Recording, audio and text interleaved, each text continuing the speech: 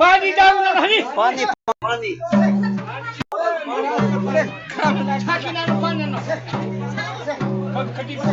ये का हो पानी पानी पानी पानी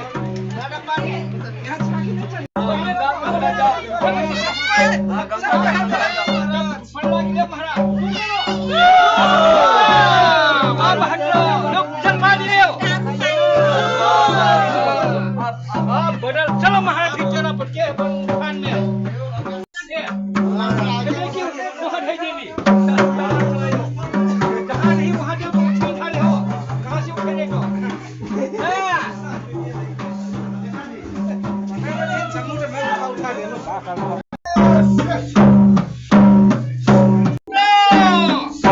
शुक्र के धारो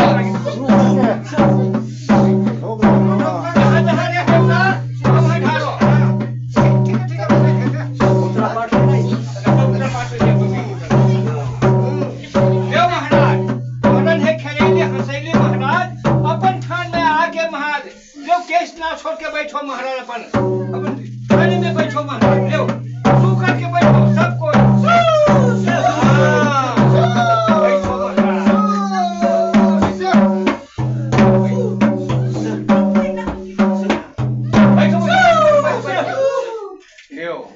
बैठ गेलो महाराज केस जन्म भरना छोड़ो महाराज हेलो आज बाजे हजुर यहाँ काची डेढ़ चाहते हैं पाँच छः दिन 500 रुपये उठा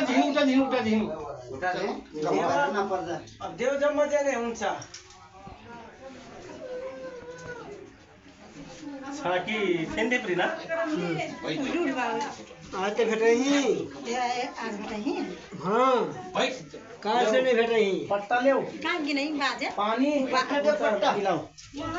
और पट्टा लाओ घबराओ नहीं जो छाकी बुढ़े ढड़काओ यहाँ ढड़कना बेटे ढड़काओ पट्टा जो सब कोई ढड़काओ जो पर है